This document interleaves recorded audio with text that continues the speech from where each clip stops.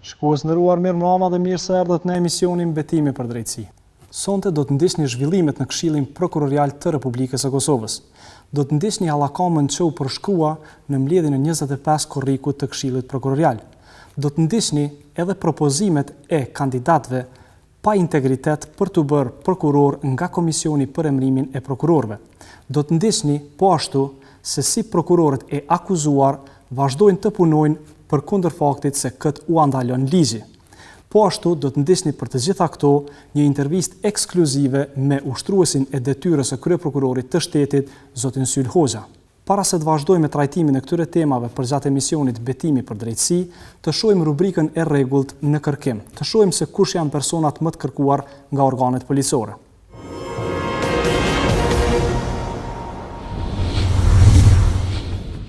Gazafer Berisha, i lindur me 15 dhjetor 1960 në Pej, kërkohet nga Interpol për veprat penale, krimi organizuar dhe shpërndarje, shitje e bimëve narkotike dhe psikotrope. Ziadin Ibrahimi, i lindur me 10 prill 1969 në Viti, gjatësia 1,75 cm, pesha 80 kg, ngjyra e flokëve e zezë, ngjyra e syve e zezë, kërkohet nga Interpol për veprën penale, përvetësimin e detyrë. Muhamet Mutishi, i lindur me 2 shkurt 1973 në Mitrovic, kërkohet nga Interpol për veprën penale, abuzim me drogë narkotike. Të gjithë qytetarët që në çfarëdo rrethane kanë informacione lidhur me vendodhjen e këtyre personave të dyshuar, ta njoftojnë policinë në numrin e telefonit 192.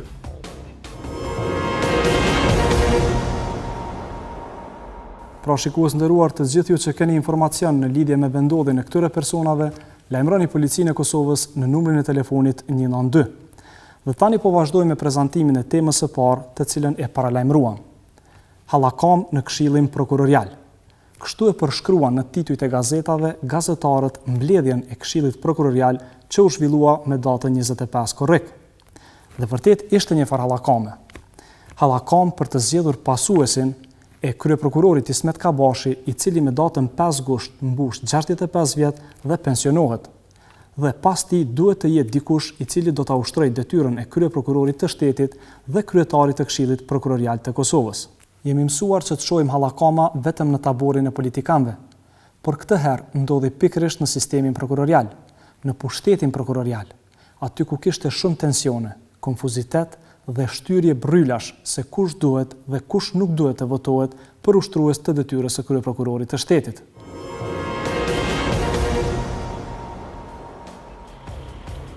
Lufta e dështuar për përzgjedhjen e kryeprokurorit të shtetit ka vazhduar me një betejë të re për përzgjedhjen e ushtruesit të detyrës së kryeprokurorit të shtetit. Këshilli Prokurorial ka kthyer në pikën 0 garën për kryeprokuror të shtetit pas vendimit të gjykatës kushtetuese, e cila kishte konstatuar shkeljen e procesin e përzgjedhjes për kryeprokuror të shtetit, pas ankesave të 2 kandidatëve për kryeprokuror. Kryeprokurori i shtetit Ismet Kabashi, me 5 gusht mbush 65 vjet, pensionohet dhe pas tij Këshilli Prokurorial duhet të lënë një pasardhës të përkohshëm. Në mbledhjen e mbajtur me 18 korrik, kryeprokurori Kabashi propozoi prokurorën nga zyra e kryeprokurorit të shtetit, Laura Pula, që të ushtroj funksionin e kryeprokurorës së shtetit përkohësisht, por ajo nuk arriti të marrë votat e mjaftueshme të Këshillit Prokurorial. Pas kësaj, krisi hallakama, e cila përshkoi mbledhjen e radhës të Këshillit Prokurorial, të mbajtur me 25 korrik. Në këtë mbledhje të hapur për media, kishte tensione të shumta, të cilat asesi nuk mund të fshiheshin para publikut. Lufta zhvilloi për të parin e organit të akuzës për kryeprokurorin e përkohshëm të shtetit. Fillimisht, dilemat u ngritën nga anëtarët e Këshillit nëse mund të zëvendësohej kryeprokurori i shtetit në pozitën e tij dhe në pozitën e kryetarit të Këshillit Prokurorial nga zëvendësit aktual. Po edhe zyra e kryeprokurorit shtetit me sa di unë ka zëvendësin që ju zëvendëson çdo mungesë juan. Faleminderit se vini. Mirë po, ky qëndrimi ju i dytë është nuk ka bazë kërkon se dikush më zëvendëson. Mund ta zëvendësoj dikush diken i cili ekziston. Jo diken i cili nuk e ushtron atë detyrë. Nuk mund ta zëvendësoj një pensioner dikush, se unë nuk jam kryeprokuror i shtetit për të mund me më zëvendësu dikush. Pas kësaj situate, filluan propozimet e anëtarëve për ushtrues detyrët të kryeprokurorit të shtetit. I pari me propozime Filloi Jetish Maloku. Unë po flas tash konkretisht, ndoshta me emra, edhe pse ndoshta dikujt i pëlqen apo se pëlqen, unë e shoh se di Morinin që ka qenë një kandidate. Unë ju them gjithëve këtu që unë nuk mund ta pranoj këtë pozitë për shkak të shumë arsyeve, një ndër to është situata në cilën ohet. Tensionet në mbledhje vazhduan. Vazhduan edhe propozimet e reja nga anëtarët e Këshillit. Problemet më të vogla kishin me Nalin, po që se ne e emnojmë ushtrues detyre Irainin. Propozojnë që Syl Hoxha të caktohet në funksionin e ushtruesit detyrës kryeprokurorit të shtetit. Pas këtyre propozimeve, pasoi votimi, për të cilin kishte shumë dilema. Kush është për propozimin që Ilani Osmani ta ushtrojë detyrën e kryeprokurorit të shtetit?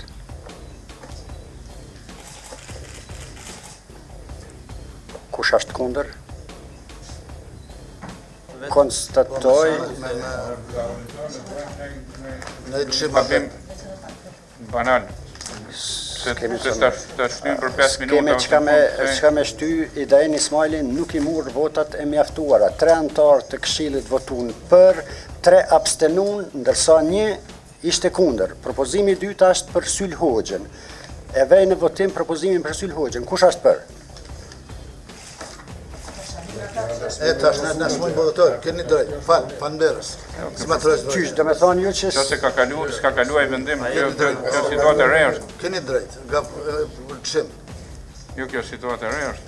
Nëse s'ka kalu një kandidat, atëherë ke mundësi me votu sërish. Sigurisht që kemi mundësi me votu sërish. S'keni mundësi me votu? Po, për... Kandidat tjetër. Ishte propozimi i ri, ishin 2 propozime. Propozimi i parë s'kaloi, propozimi i dytë është.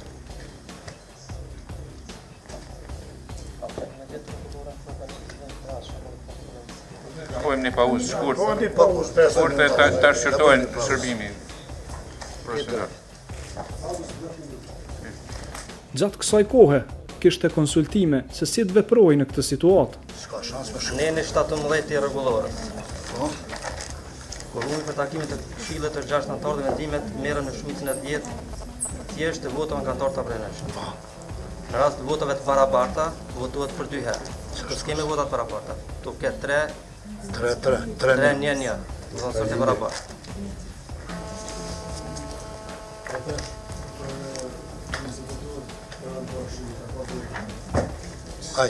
Ai që është i nominu. Është konflikt interesi me votu për vetë. Sa është konflikt interesi? Që është në konflikt interesi? Sa është në shkruan, ka mundësi ajo. E kemi kodin etikës dhe sjelljes profesionale për anëtarët të Këshillit. Hallakama madje ndikoi edhe në ngatrimin e ulseve nga anëtarët e Këshillit.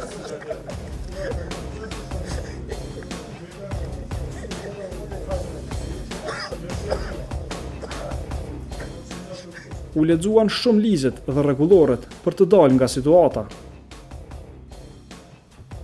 Anëtarët e Këshillit tentuan për herë të dytë të votojnë kandidatin Syl Hoxha, por sërish huti në mesin e anëtarëve të Këshillit. Propozimi i dytë është që Syl Hoxha të ushtrojë detyrën e kryeprokurorit të shtetit deri në emërimin. E vej në votim këtë propozim. Kush është për? Kene drejt me votu sa është tjetër propozim, nuk është propozimi i njëjtë, është tjetër propozim. Nuk kaloj ai propozimi i parë, është propozimi i dytë dhe kene drejt me votu, nëse doni me votu, votoni, nëse s'doni me votu, mos votoni.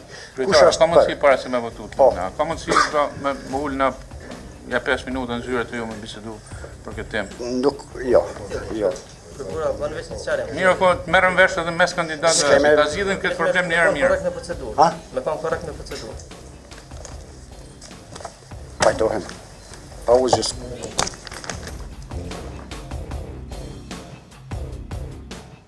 Pauza si duket këndellë e anëtarët e Këshillit, të cilët më në fund arritën të votojnë ushtruesin e detyrës për kryeprokuror të shtetit. E vej në votim kush është për që ta ushtrojë detyrën e kryeprokurorit Syl Hoxha. Idejna konstatoj se me 5 vota për, 1 kundër dhe abstenimin e Syl Hoxhës, Këshilli Prokural, s'ka marrë pjesë në votim, Këshilli Prokural i Kosovës emroi Syl Hoxhën për ushtrues së detyrës të kryeprokurorit të shtetit dhe kryetarit të Këshillit Prokurorial të Kosovës deri në zgjedhjen e kryeprokurorit të ri. I posa zgjedhuri para votimit, premtoi para Këshillit Prokurorial se nuk do të kandidoj për kryeprokuror të shtetit për të garantuar një proces të drejtë, të paanshëm dhe me integritet për përzgjedhjen e kryeprokurorit të ri.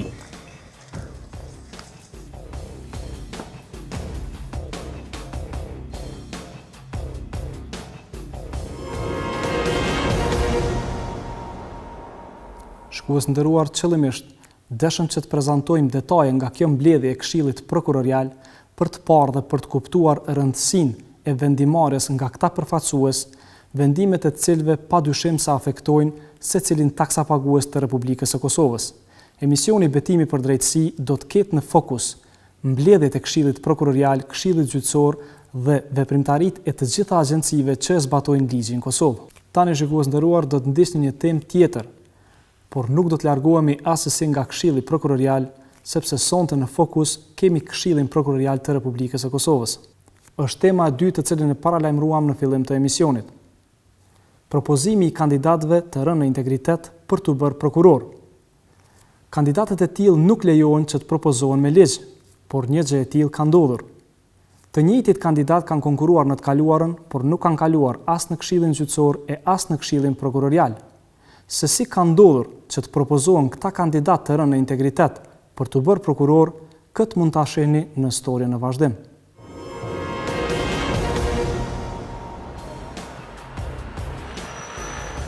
Procesi i emërimit të 22 prokurorëve të rinj është përshkuar me probleme në Këshillin Prokurorial për shkak të kandidatëve që janë propozuar nga Komisioni për emërimin e prokurorëve.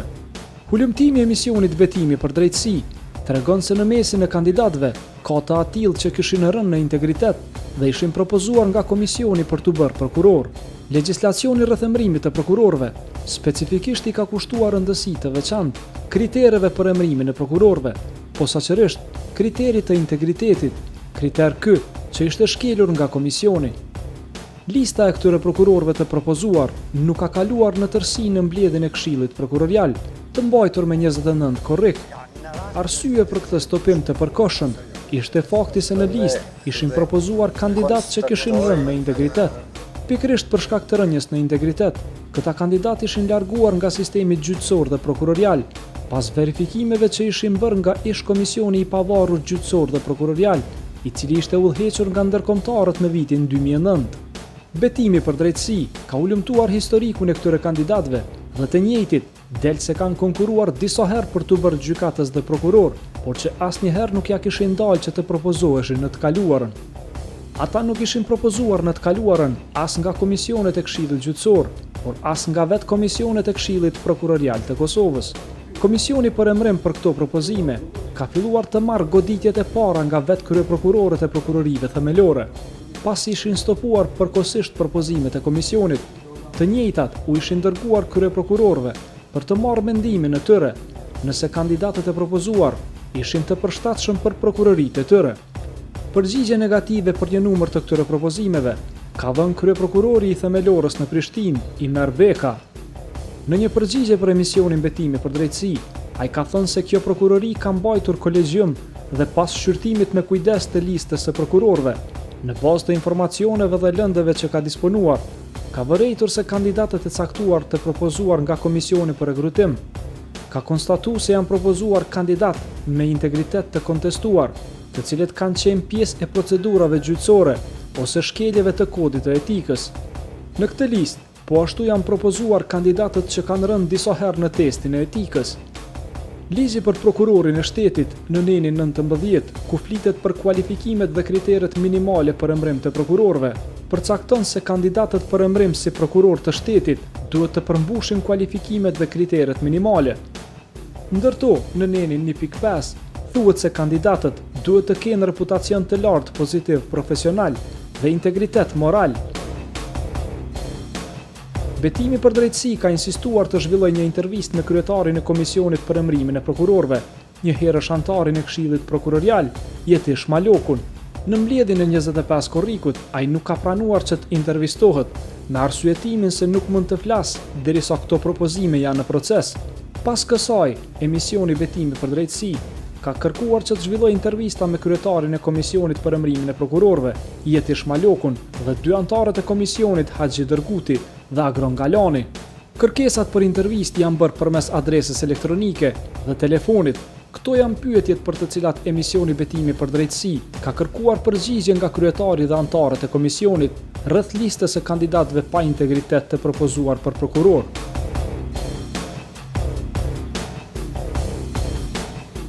Për të gjitha këto pyetje, ka dhënë përgjigje përmes postës elektronike kryetari i komisionit Jetish Maloku.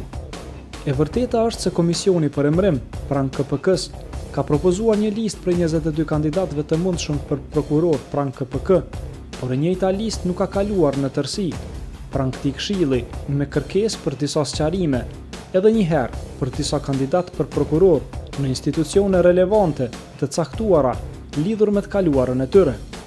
Nuk ka dyshim se kërkesa e këtij këshilli është proceduar dhe ne presim përgjigje nga këto institucione dhe menjëherë do përcillen të dhënat e kërkuara për këta kandidat. Besoj shumë se me këta kandidat apo me kandidat tjerë rezervë nga lista me e gjerë, KPK do përcjell listën me kandidat për emërim tek institucioni relevant. Sa për informim, Komisioni për emërim ka propozuar kandidatët me të gjitha të dhënat që janë marrë nga institucionet përkatëse, lidhur me të dhënat konkrete për secilin kandidat, pa shtuar e as heq nga historia e tyre. Është KPK-ja institucioni më i lartë dhe i fundit që do të vendosë në mënyrë meritore për këtë listë të kandidatëve dhe për secilin kandidat veç e veç. Ekspertët juridik vlerësojnë se vendimet e tilla për të propozuar kandidat për prokuror që kanë rënë në integritet janë shkelje ligjore dhe të papranueshme për sistemin e drejtësisë. Me sa kam informacionin nga ky proces, në mesin atyre kandidatëve për prokuror që janë propozuar, ka edhe kandidat të cilat në procesin e kaluar, do thotë në vitin 2009, në procesin e riemërimit, kanë rënë nga testi etikës. Kushtimisht, duke qenë se ata njëherë kanë rënë nga testi etikës, mendoj që nuk e plotësojnë njërin prej kushteve decisive ligjore, i cili parashit në ligjin për Këshillin Prokurorial dhe Prokurorin e Shtetit, ku thuhet se kandidatët për prokuror duhet të kenë integritet të lartë moral.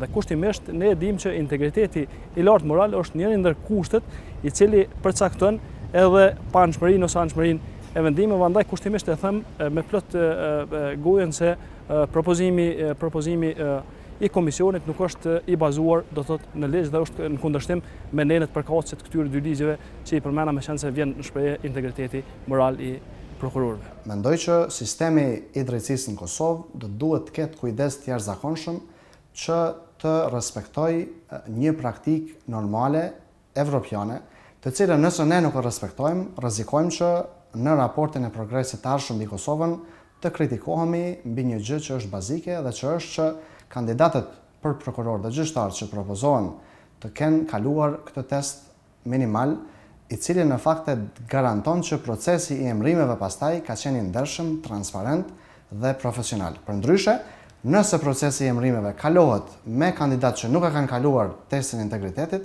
vetë procesi në tërësi është i degraduar. Mendoj që në një rast të tillë shkelet jo vetëm parimi i transparencës, jo vetëm ai i ndershmërisë, por gjithashtu edhe i profesionalizmit të propozimeve që duhet t'i jap Këshilli Prokurorial dhe Këshilli Gjyqësor. Dhe në një rast të tillë, Kosova humbet seriozisht shumë, sepse kaq shumë vite pas luftës ne dëshmojmë që nuk kemi një sistem të drejtësisë që është në gjendje të paktën rekrutimin e prokurorëve dhe gjyqtarëve ta bëj mbi disa standardet që me të vërtet janë minimale, që janë standardet pakalueshme, të cilat unë besoj se çdo vend tjetër në rajon i ka kaluar shumë kohë më parë. Është absolutisht e pamundur, do thotë, kandidatë të cilët në vitin 2009 kanë rënë nga provimi i etikës, nga një komision tjetër dhe nga një institucion, tash të propozohen për prokuror. Ne e dim që çështja e integritetit moral është një çështje absolute, e cila ndodh vetëm një herë dhe njeri moralisht vetëm një herë gabon. Do thotë është e pamundur ajo të përmirësohet. Andaj komisioni mendoj që duhet ta rishikojë vendimin e vet dhe të ketë kujdes në emërimin e prokurorëve, sepse nëse nuk plotësohet një kusht ligjor është e pamundur të vazhdohet me tutje. Se çfarë është arsyeja prapa shkeljeve të tilla, unë nuk mund të spekuloj, por mund të di që unë supozoj që çdo antar i cili do komision, edhe brenda KXH-s, edhe brenda KPK-s, do duhet ta di që çështja e integritetit është standard bazik pa të cilin nuk bën thjesht politikan e lëre me gjyqtar e prokuror. Kështu që nëse dikush nuk e di këtë gjë, unë mendoj që nuk e ka iden se çfarë kërkon një sistem i paanshëm dhe i pavarur dhe profesional gjyqësor dhe prokurorial. Kështu që të gjitha ata persona që në fakt bëjnë propozime të tilla, unë dëshoj që e kanë bërë nga naiviteti, ndoshta kanë bërë me dije të plot, por që vendimet e tyre ta kenë të qartë që e dëmtojnë seriozisht rrugën e Kosovës drejt proceseve integruese dhe vazhdojnë jo vetëm të vuaj sistemi i drejtësisë, por vazhdojnë të vuaj të gjithë qytetarët e Kosovës për shkak të dëmeve të tilla që po i shkaktojnë vetes në këtë rrugë. Korenica vlerëson se në përzgjedhjen e kandidatëve, komisioni ka pasur probleme me vlerësimin e përvojës juridike. Nga informacionet që kam, mendoj që ka pasur një keshpërdorim të konceptit përvojë juridike në kuptim të ligjit përkatës, për shkakun që në vend se me përvojë juridike t'i jepej përparësi kandidatëve që në fakt janë marrur me fushën prokuroriale dhe gjyqësore, qoftë si bashkëpunëtor profesional, qoftë si zyrtarë të cilët drejt për drejt kanë marrur pjesë në për proceset edhe ndjekjes penale edhe të gjykimit, karshi kandidatëve që besoj që kanë pasur përvojë shumë të gjëra administrative apo shërbyese, duke qenë zyrtar të caktuar në administratë publike, në shërbime publike, në kompani shtetërore dhe publike, të cilat mendoj që janë të kategorisë dytësore kur vihet çështja tek ajo se çfarë përbën përvoja juridike në kuptim të ligjeve edhe për prokurorin e shtetit, edhe për sistemin gjyqësor. Këta kandidatë të rënë në integritet, të propozuar nga Komisioni i Këshillit Prokurorial, kanë krijuar probleme serioze edhe për Këshillin Gjyqësor. Kryesuesi i këtij këshilli Enver Peci thotë se kandidatët e tillë që kanë rënë në integritet nuk kanë kaluar asnjëherë në Këshillin Gjyqësor. Kuptimin e asaj, kuptimin e përgjithshëm Këshillit Gjyqësor i Kosovës i ka pas parasysh të kaluarën e secilit kandidat dhe i kena vlerësuar në mënyrë shumë serioze dhe më ju thon kuptimin e përgjithshëm që kandidatët e tillë nuk kanë kaluar në procesin e emnimit si gjyqtar në proceset që i kena zhvilluar. Ju dini që ka qenë një proces i kushtueshëm, një proces që ka u bë një investim i madh për Komisionet Evropiane dhe për Shtetet Bashkuara të Amerikës. Ka qenë një projekt për rreth 6 milion euro. Por në njëjtën kohë ka qenë një proces i vlerësimit dhe verifikimit të kaluarës kandidatëve që unë në atë kohë këmë thonë shumë herë që ka qenë shumë pozitiv, nga se disa bashkë funksioneve që nuk ka qenë denjë dhe nuk e kanë pas dignitetin e integritetin për të kryer funksionin e gjyqtarit janë eliminuar në atë proces. Kështu që na duhet më i bartë atë praktikë të mirë në kuptimin e vlerësimit edhe të verifikimit, edhe unë po shpresoj që ajo ka qenë më e mira e procesit, edhe pse i ka pasur mangësitë që nuk kena mujt me emnu numrin e mjaftueshëm të gjyqtarëve. Unë shpesh them se ka mungesë gjyqtarëve dhe prokurorëve, po më mirë është me pas mungesë nganjëherë se sa me emnu edhe pozita ndryshme, kandidatë sidomos që mundën me dëmtue, domethënë edhe autoritetin e gjyqësorit në përgjithësi edhe besimin e publikut në veçanti që për ndonjë kandidat nuk ka besim me gjyku. Kryesuesi Peci thotë se është bërë investim i madh për pastrimin e sistemit të drejtësisë nga bartësit e funksioneve të cilët kanë pasur probleme me integritetin. Po, tash me qenë se më pyet tash janë statistikat ndoshta të sakta, po në mënyrë për afërton mundohem me shpjegua se kanë qenë 3 kategori të gjyqtarëve që nuk e kanë kaluar procesin, ata që ka qenë kusht me dhënë kodin etikës. Kategoria e gjyqtarëve që kanë qenë me moshë, edhe kategoria e gjyqtarëve e kandidatëve kanë fjalën që nuk kanë kaluar procesin e verifikimit, domethënë nuk kanë pas integritet. Sipas asaj që moj menon, kanë qenë rreth 30 kandidatë që kanë rënë procesin e integritetit personal, kryesisht për shkak të kaluarës dyshim tyre. Zoti Peci, ju e thatë edhe më herët. Në mesin e këtyre kandidatëve që kanë rënë për integritet, edhe në konkurset e mëvonshme, të cilat i ka shpall Këshilli Gjyqësor, a kanë konkurruar këta kandidatë?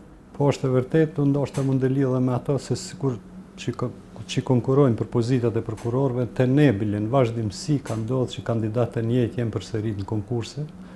Kandidatë që kanë rënë integritet prapë kanë konkurruar. Në kuptimin e asaj që na shumë herë kemi vlerësuar se a duhet me leju ata kandidat fare me konkuru apo jo. Ka qenë një qëndrim edhe në atë kohën, që këta kandidat kushtet e përgjithshme sa i përket konkursit i plotësoj.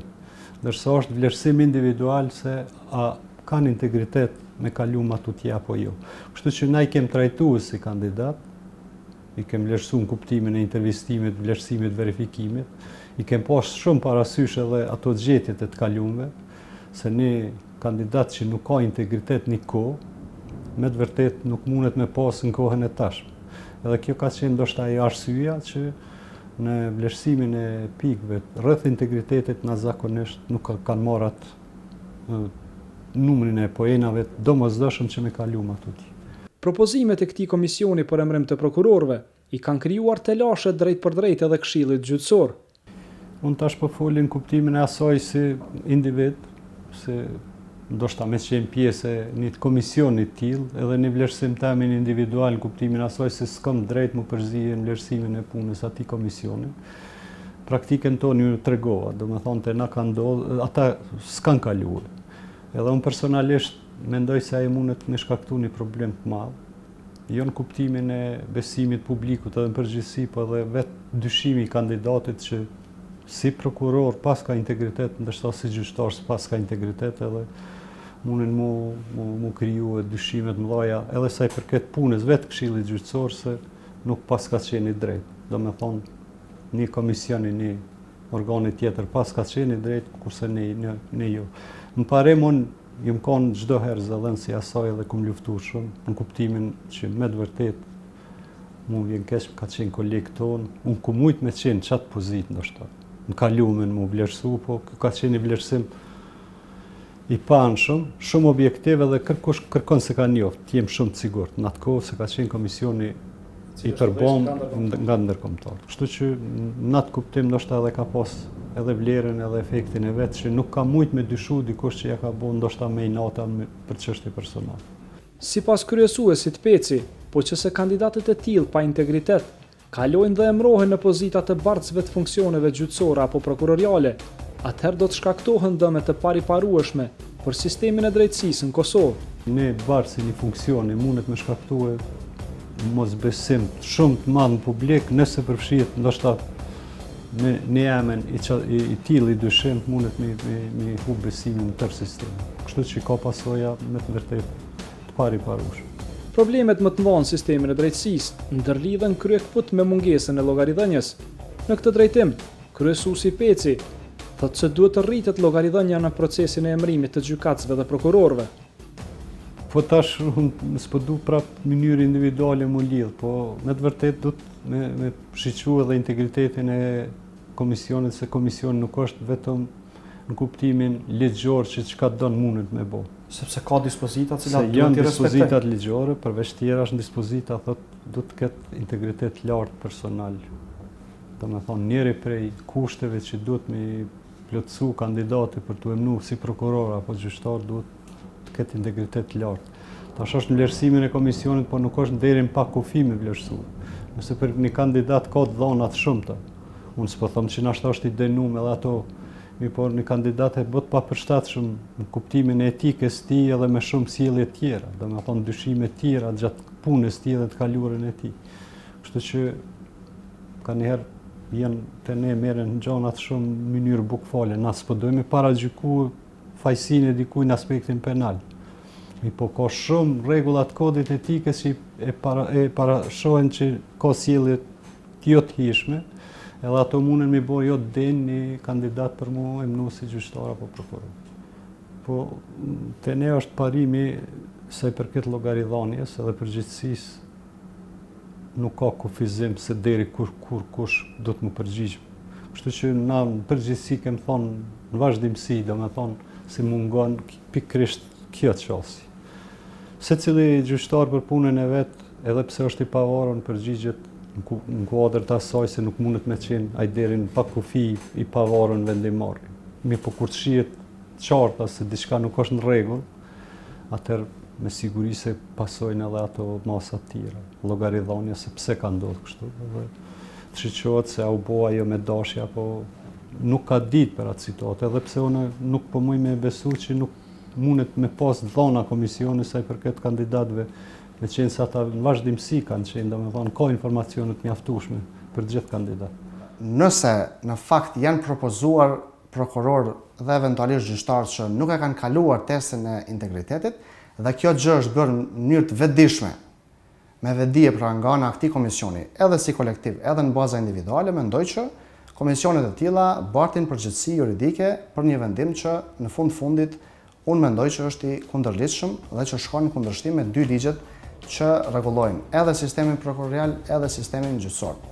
Rreth procesit të emërimit të këtyre kandidatëve, ishin ushtruar 18 ankesa nga kandidatët e pakënaqur, në mesin e të ankuarve, të cilët nuk ishin propozuar në listën e komisionit, ishin ngritur dyshime rreth përpilimit të listës. Njëra ndër kandidatët e pakënaqura, Nebahate Saliu, është ankuar se janë bërë padrejtësi në vlerësimin e saj. Ajo ka dhënë argumentet e saj, sipas të cilave ka merituar të jetë në listën e propozimeve për prokuror, në të cilën gjithashtu ka kritikuar se janë propozuar kandidat, për të cilët është përgatitur tereni shumë më herët dhe se për ta ishte përfolur se do të jenë prokuror të mundshëm. Vetëm për të pastruar sistemin e drejtësisë, përkatësisht për të larguar nga sistemi prokurorët dhe gjykatësit pa integritet, Bashkimi Evropian dhe Shtetet e Bashkuara të Amerikës kanë investuar rreth 6 milion euro në procesin e riemërimit dhe emërimit të prokurorëve dhe gjykatësve. Shikues nderuar, si duket investimi për rreth 6 milion eurove për të larguar nga sistemi i drejtësisë prokurorët dhe gjykatësit, të cilët kanë rënë në integritet, nuk ka qenë dhe i menduar mirë. Si duket këto kuadro është dashur që të jenë pjesë e këtij sistemi. Kështu po them gjithnjë duke u bazuar në propozimet e komisionit për emërimin e prokurorëve, të cilët i kanë propozuar këta kandidat pa integritet për të bërë prokuror.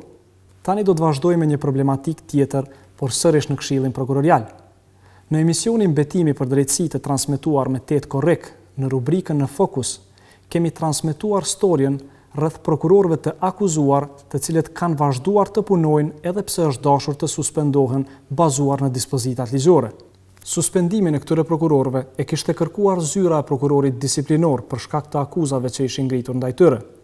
Por komisioni disiplinor nuk i kishte suspenduar këta prokuror me arsyetimin se vetëm ngritja e këtij akuzës nuk është fakti mjaftueshëm. Por të kundërtën e thotë rregulloria e komisionit disiplinor. Në nenin 23.9 të kësaj rregullore thuhet: komisioni automatikisht e suspendon prokurorin nëse paraburgoset apo nëse ndaj tij ngritet akt akuzë. Në rastin e këtyre prokurorëve është ngritur akt akuzë, por ata nuk janë suspenduar nga komisioni. Për më tepër, ndisni historinë në vazhdim. Prokurorët e akuzuar vazhdojnë të punojnë pa problem, edhe pse ligji kërkon që ata të suspendohen nga puna në momentin që ndaj tyre ngritet akt akuzë. Betimi për drejtësi në emisionin e transmetuar me Tet Korrek ka trajtuar temën e këtyre prokurorëve që janë akuzuar dhe nuk janë suspenduar në përputhje me ligjin. Sipas hulumtimit, del se prokurorët e akuzuar për lajmërim të rrajshëm të pasurisë janë pikërisht ata, të cilët akuzojnë zyrtarët e lartë të shtetit për mosdeklarimin e pasurisë. Përderisa Këshilli Gjyqësor i Kosovës ka suspenduar gjykatësit e akuzuar për shkak të ngritjes së akt akuzave, Komisioni Disiplinor i Këshillit Prokurorial të Kosovës ka refuzuar rekomandimet e zyrës së prokurorit disiplinor që t'i suspendoj prokurorët Basri Morina, Rahim Podvorica dhe Agron Matjani, edhe pse ndaj tyre janë ngritur akt akuza rreth deklarimit të pasurisë në Agjencinë kundër korrupsionit. Në arsyetimin e komisionit disiplinor, thuhet se vetëm fakti që është ngritur akt akuzë ndaj prokurorëve nuk mjafton që ata të suspendohen, por të kundërtën e thotë rregulloria e komisionit disiplinor. Në nenin 23.9 të kësaj rregullore, thuhet se komisioni automatikisht e suspendon prokurorin nëse paraburgoset apo nëse ndaj tij ngritet akt akuzë. Mëtej në arsyetimin e komisionit për të mos i suspenduar prokurorët e akuzuar, thuhet se komisioni ka vlerësuar të gjitha faktet e paraqitura në akt akuzë kundër prokurorit Podvorica dhe Morina dhe deklaratat e prokurorëve para komisionit, dhe se ka ardhur në përfundim se nuk është e domosdoshme që ata të suspendohen, por ndryshe vlerësojnë ekspertët. Detyrimi në rregulloren përkatëse sa i takon përgjegjësisë së komisionit është i qartë dhe komisioni nuk ka pikë diskrecioni. Komisioni thjesht duhet të deklarojë suspendimin në momentin kur komisioni shet që ka një akt akuz të proceduar sipas rregullorës në fjalë. Kështu që nëse komisioni ka vepruar ndryshe, kjo i bie që komisioni nuk ka respektuar rregullorën e vetë Këshillit Prokurorial dhe është Këshilli Prokurorial ai që duhet ta ndryshojë këtë vendim të komisionit përkatës, me që është një detyrim eksplicit kategorik që nuk lejon hapësirë për diskrecion dhe vendim ndryshe të këtij komisioni kur ka raste që lidhen me prokurorët që kanë akt akuza të ngritura.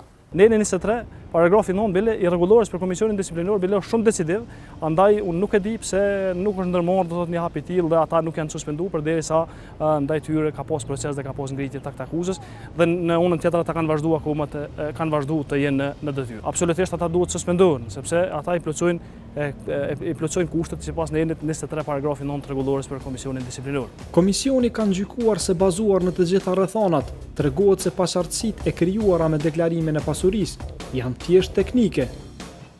Mëtej në arsyetimin e vendimit, thuhet se pa dashur të paragjykoj përfundimin e rastit penal, komisioni ka konstatuar se asnjë evidencë e paraqitur në akt akuzë nuk dëshmon për mosdeklarim të qëllimshëm nga prokurorët. Përkundrazi, të gjitha evidencat tregojnë për keqkuptim ose gabim teknik që mund të përmirësohen. Tutje vazhdohet me vlerësimin e provave nga komisioni, ku thuhet se nuk është shkaktuar asnjë pasojë juridike në rastin e deklarimit të pasurisë në Agjencinë kundër korrupsionit, si dhe të ardhurat e prokurorëve janë të qarta dhe transparente nga se janë të evidentuara në xhirollogarit bankare të tyre. Komisioni madje vlerëson se nuk ka indicje për fshehje të mundshme të hyrave nga ana e prokurorëve. Në fund, vlerësimi i komisionit është se suspendimi këtyre prokurorëve në këtë fazë mund të krijojë pasoja të dëmshme për personalitetin dhe për prokuroritë ku ata punojnë. Po ashtu komisioni thekson se e ka pasur parasysh gjendjen e krijuar në prokurorinë themelore të Prishtinës si rezultat i mungesës së prokurorëve. Ndaj vendimit për të mos i suspenduar prokurorët e akuzuar, ka bërë ankesë zyra e prokurorit disiplinor. Kryetari i komisionit Jetish Maloku, në një përgjigje përmes postës elektronike, ka thënë se ky komision pranë KPK-s, pasi ka pranuar raporte nga ZPD-ja për secilin prokuror, ka dëgjuar prokurorët dhe kërkesat e ZPD-s. Ky komision disiplinor mendon se ka vendosur në diskrecion dhe në mënyrë meritore për secilin rast, bazuar në nenin 24 paragrafi 1 dhe 2 të ligjit mbi prokurorin e shtetit. Ky komision nuk ka dijeni për çfarë do ankese kundër këtyre vendimeve, por nuk ka dilem se të gjitha do të shqyrtohen dhe do vendosen me merit pranë KPK-s, si institucioni i fundit dhe meritor, kundrejt të gjitha ankesave të ushtruara. Ndisni një intervistë ekskluzive me ushtruesin e detyrës së kryeprokurorit të shtetit, zotin Syl Hoxha. Sonte do të flasim në një intervistë ekskluzive me të posaçëdhurin në postin e ushtruesit të detyrës së kryeprokurorit të shtetit dhe njëherësh kryetarit të Këshillit Prokurorial të Kosovës me zotin Syl Hoxha. Zoti Hoxha, mirë se keni ardhur. Mirë se kemi gjetur. Zoti Hoxha, në këtë pozitë erdhët pas një hallakame, pas tensioneve të shumta, të cilat e përshkuan mbledhjen e Këshillit Prokurorial të Kosovës. A mund të na përshkruani këtë mbledhje dhe përzgjedhjen tuaj? Shqyqër, në mbledhjen e Këshillit ne jemi marrë vesh, duke patur parasysh se anëtarët e Këshillit janë më afër rrjedhave, ngjarjeve, ne zhvilluam një debat mes vetë anëtarët e Këshillit dhe morën në qëndrim se është ma e preferueshme dhe se janë ma në kontinuitet punës e Këshillit Prokurorial të Kosovës, anëtarët e Këshillit dhe pasi që ishte fjala për ushtrues detyre për një kohë caktuar, u morën vesh që ushtruesi detyrës të jetë nga radhët e anëtarët të Këshillit Prokurorial të Kosovës. Dhe ky ishte një debat, një bisedë sinqert dhe një bisedë, themi, demokratike e anëtarët të Këshillit Prokurorial. Zoti Hoxha, puna e kryeprokurorit të shtetit është ndër pozitat më të rëndësishme shtetërore. Roli dhe funksioni juaj në këtë pozitë është i përkohshëm. Pra deri në përzgjedhjen e kryeprokurorit të ri, cilat do të jenë prioritetet e juaja gjatë kësaj periudhe? Shqyqoni unë si ushtrues detyre, sigurisht se ato prioritete, apo themi kështu kushtimisht ato punë cilat i ka pas në aktivitetin e tij kryeprokurori Kabashi, unë sigurisht se do t'i vazhdoj, do të jemi angazhuar në luftën kundër krimit në përgjithësi, krimit organizuar, kundër korrupsionit dhe të gjitha natyrave që janë ma prioritare. Ndërsa si njëri për prioriteteve tash këtij mandati apo kësaj kohe sa do të jemi ushtrues të tyre, do të jetë rrjedha normale e procedurës për përzgjedhjen e kryeprokurorit të shtetit. Zoti Hoxha, sot e keni mbajtur mbledhjen e Këshillit Prokurorial të Kosovës. Komisioni për emërimin e prokurorëve e ka propozuar listën me kandidatët për prokuror të cilët kanë rënë në integritet. Pra është bërë propozimi i kandidatëve në kundërshtim të plot me kushtetutën dhe ligjin. Pse nuk kaluan këta kandidatë sot? Po vetë fakti se kjo listë apo këta kandidatë kanë qenë kundërshtim me parimet edhe të kushtetutës edhe me ligjin, nuk ka qenë e arsyeshme të kaloj kjo listë për momentin. Zoti Hoxha, ligji dhe rregulloria i përcakton qartë përgjegjësitë për secilin person në procesin e emërimit të prokurorëve. Këshilli Prokurorial i ka mekanizmat e vet, e ka një sitin për shqyrtimin e performancës së prokurorive, i cili i ofron informacion të detajuar Komisionit për emërim të prokurorëve në lidhje me secilin kandidat. Cili për këtyre mekanizmave ka dështuar, me qenë se kemi kandidat të propozuar të cilët kanë rënë në integritet? Këshilli Prokurorial i Kosovës i ka caktuar këtë komision dhe sigurisht se do ta vlerësoj edhe punën e këtij komisioni, mirë po ky komision ka qenë ad hoc vetëm për rastin e caktuar për cilin po flasim, apo vetëm për një konkurs. Dhe sigurisht se do ta vlerësoj punën edhe të komisionit në fjalë. Zoti Hoxha, disa prej këtyre kandidatëve të propozuar për të bërë prokuror nga Komisioni për emërim të prokurorëve, disa herë janë refuzuar, si nga Këshilli Gjyqësor, po ashtu edhe nga Këshilli Prokurorial, pra nga vetë Këshilli Prokurorial, që mos të bëhen prokuror për shkak të integritetit të tyre, i cili integritet pra nuk ka kaluar. Nëse s'mund të propozohen këta kandidat për të bërë gjykatës, por edhe prokuror në të kaluarën, si është e mundshme që tash të propozohen nga ky komision? Po thamë, ky komision gjatë punës tyre ka grumbullu dokumentacionin e nevojshëm, i ka shqyrtu, i ka vlerësu dhe ka dalë me një propozim tillë. Prap, ne do të bisedojmë këtë çështje në Këshill dhe do të vendosim për këtë. Mirë po, në kushtet normale, nëse një kandidat apo disa kandidat kanë rënë një herë në integritet, sigurisht se edhe është kundërshtim me kushtetutën e ligjit dhe edhe me etikën e prokurorit që të zgjidhet apo që ta ushtrojë atë funksion. Atëherë, cila do të jetë përgjegjësia e këtij komisioni që i ka bërë këto propozime?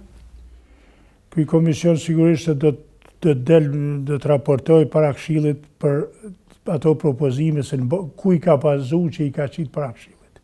Çfarë kriterësh ka pas shtesë apo kritere tjera në të cilat është bazuar.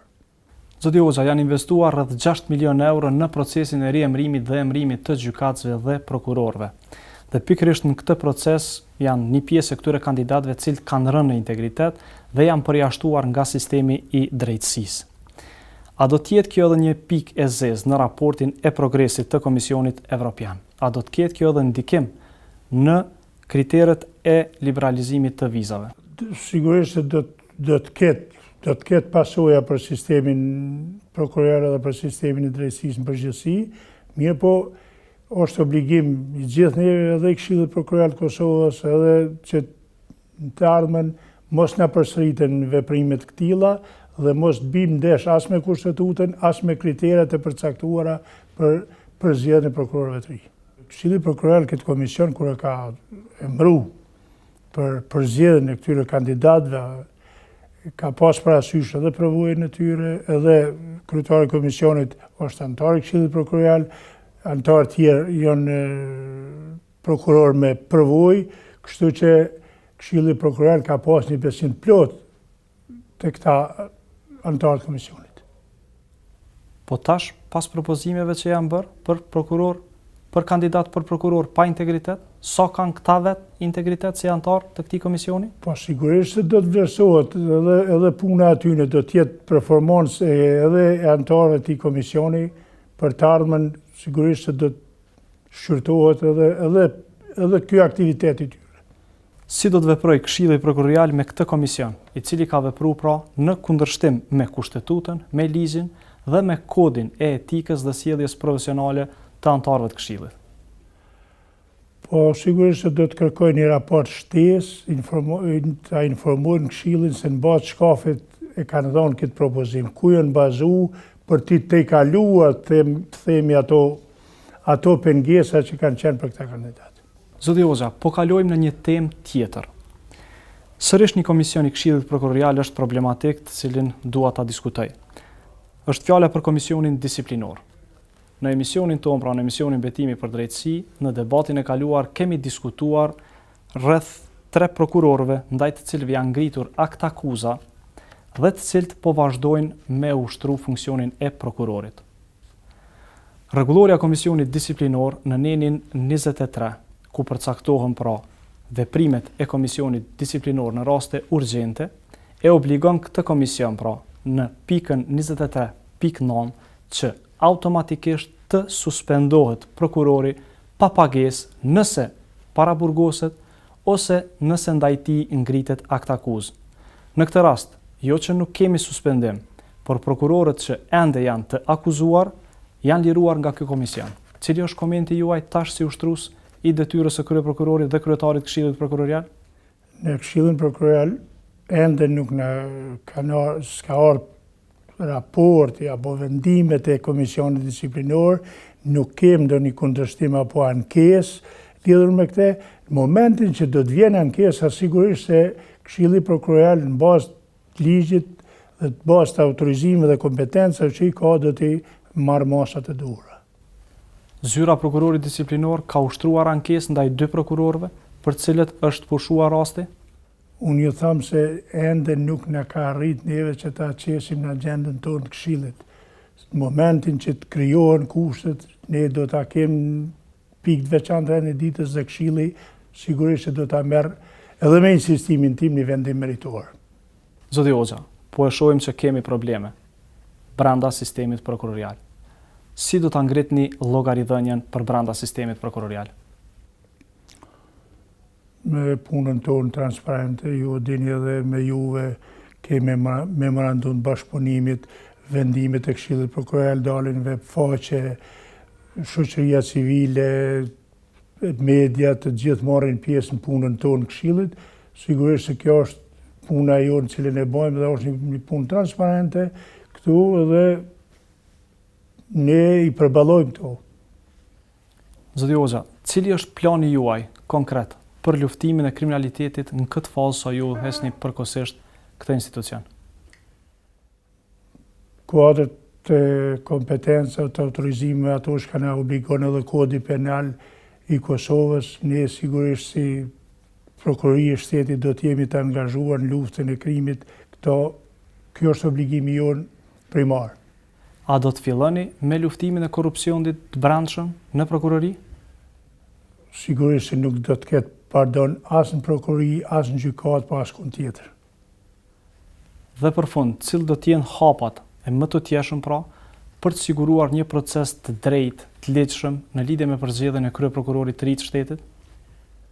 Në mbledhjen e Këshillit Prokurorial, kur e kemi shqyrtu vendim, kur e kemi pas para vetit vendimin e gjykatës kushtetuese, ne përveç që e kemi aprovu, e kemi miratu se s'ka pas dhe rrugdalje tjetër, ajo është i pakontestueshëm vendimi i gjykatës, ne jemi marrë vesh që Komisioni për Akte Normative fillimisht filloi edhe njëherë me përpunimin apo me evitimin e ndonjë lëshimi apo ndonjë pengese e cila na është shfaq në rregullorën për përzgjedhjen e kryeprokurorit të shtetit.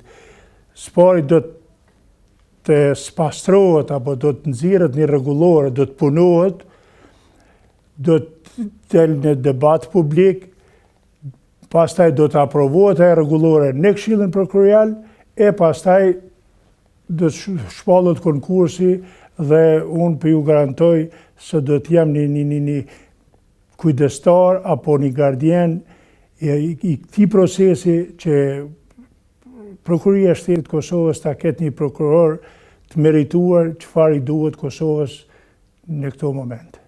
Zoti Oza, faleminderit shumë. Faleminderit edhe për ju.